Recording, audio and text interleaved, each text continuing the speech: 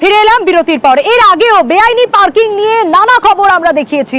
আবারও নিউজ 18 বাংলার খবরেরই জের। সকাল থেকে আপনাদের দেখাচ্ছিলাম একে একে পুরো আঙিনকে বুড়ো আঙুল দেখিয়ে বেআইনি পার্কিং এর রমরমা। কখনো বেশি টাকা নেওয়া হচ্ছে, এবার স্লিপের ক্ষেত্রেও কেএমডি এর বরাত প্রাপ্ত, কিন্তু দেওয়া হচ্ছিল কেএমসির স্লিপ। আর নিউজ 18 বাংলার খবরের জেরেই এবার নিয়ে আসা হলো কেএমডি এর স্লিপ। কেএমডি এর বরাত প্রাপ্ত, কিন্তু সেখানে কিভাবে কেএমসির স্লিপ দেওয়া হচ্ছিল, নানা প্রশ্ন কিন্তু বারবার করে উঠতে শুরু করেছে। স্বাভাবিকভাবেই সকাল থেকে আমরা আপনাদের দেখাচ্ছিলাম একেবারে রাস্তার দুধারে বেআইনি পার্কিং, নো পার্কিং জোন। সেই নো পার্কিং জোনেও অবাধে পার্কিং করা হচ্ছে, পার্কিং জোনে বাড়তি টাকা নেওয়া হচ্ছে।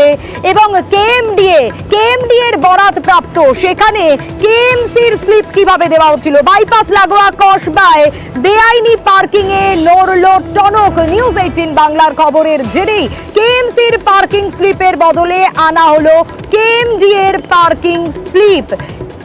রৌনকের কাছ থেকেই জানবো। রৌনক, আমরা দেখাচ্ছিলাম সকাল থেকেই যে নানাভাবে একেবারে পুরো আইনকে বুড়ো আঙুল দেখিয়ে পার্কিং করা হচ্ছিল, নানা অভিযোগ, কিন্তু এই কেএমডি এর বরাত প্রাপ্ত, সেখানে কিভাবে কেএমসি স্লিপ দিচ্ছিল?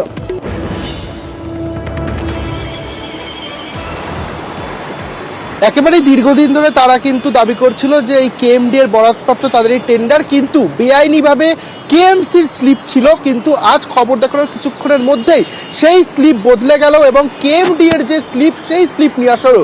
যদিও বা এই যে কাঁচা বিল, এই বিল কিন্তু এখন গ্রাহ্য নয়, কারণ এখন যে ইপস মেশিন, সেই মেশিনেই কিন্তু বিল দেওয়া হয়। যদিও পার্কিং একেবারে রৌনক, সকালে আমরা খবর দেখিয়েছিলাম এবং তখন কেএমডি এর স্লিপ দেওয়া হচ্ছিল। এইটুকু সময়ের মধ্যে তখন কেএমসির স্লিপ দেওয়া হচ্ছিল। এইটুকু সময়ের মধ্যে কেএমডি যাদের বরাত প্রাপ্ত, সেই কেএমডি এর স্লিপ কিভাবে চলে এলো আমরা খবর দেখানোর পরই?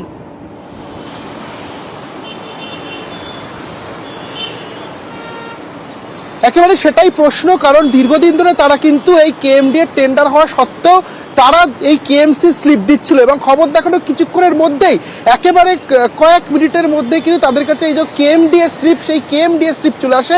যদিও বা এটা কিন্তু কাঁচা বিল, অর্থাৎ এই বিল কিন্তু সে অর্থে গ্রাহ্য নয়, কিন্তু তবুও কিছুক্ষণের মধ্যেই তাদের কাছে স্লিপ চলে আসে এবং তারা দাবি করছেন যে এবার থেকে পরবর্তীতে তারা কিন্তু এই কেএমডি এর স্লিপ দিয়েই টাকা তুলবেন এবং বেআইনিভাবে যে লেনটায় তারা পার্কিং করছেন সেই পার্কিংও কিন্তু যত দ্রুত সম্ভব তারা বন্ধ করার চেষ্টা করবেন।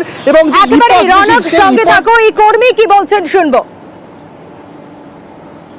আগে ছিল কেএমসি, এখন কেএমডি এর হয়ে গেছে। কেএমসি এর বিলটা ভুল করে চলে এসেছিল, আমি স্বীকার করছি যে আমার ভুল হয়ে গেছিল, কিন্তু আমি ক্ষমা চাইছি। প্লিজ 10 টাকা ঘন্টা নেওয়া হবে, একদম পারফেক্ট 10 টাকা ঘন্টা নেওয়া হবে। আমরা ভুল কাজ করবো না। বাবুদের কাছে 10 টাকা 20 টাকা বাবুরা দিয়ে দেয়, ঠিক আছে, কিন্তু আমরা ভুল আর করবো না। 10 টাকা ছাড়া 10 পয়সা বেশি নেবো না কারো কাছ থেকে।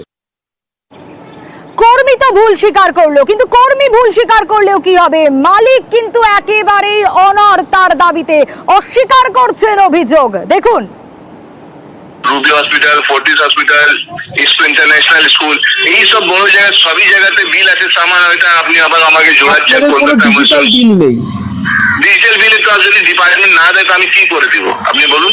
আপনি বলছেন যে আপনি কেএমডি এর টেন্ডার, কিন্তু আপনার যে বিলটা তো প্রকাশে কলকাতা মিউনিসিপাল কর্পোরেশন। ওটা হতে পারে, জীবনে হতে পারে না। আমাদের পাতে পাসপোর্টে পার্কিং এর ছেলেগুলো কাজ করছে, ইমামিতে কাজ করছে, তাদের এটা দেখান না আমাকে। আপনি যে কোনো লোকের একটা নিয়ে আমাকে দেখাবেন, আমি মেনে নেব আপনার কথা। আমি আপনাকে দেখাচ্ছি আপনার কোম্পানি। ও আমার লোকই নেই, আপনি কেন ওর সঙ্গে কথা বলছেন? যে আমার লোক আছে তার সঙ্গে কথা বললে আমাকে দেখান।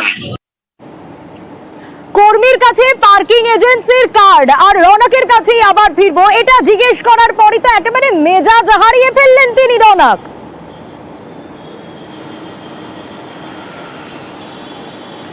একেবারেই তিনি কিন্তু যে কর্মী, পার্কিং কর্মী, দীর্ঘ 9 বছর ধরে তার কাছে কাজ করে, তিনি অস্বীকার করলেন এবং তার দাবি বারংবার যে তারা নাকি কেএমডি এর টেন্ডার নেওয়া পার্কিং সংস্থা এবং কেএমডি এর বিল দেখাচ্ছে।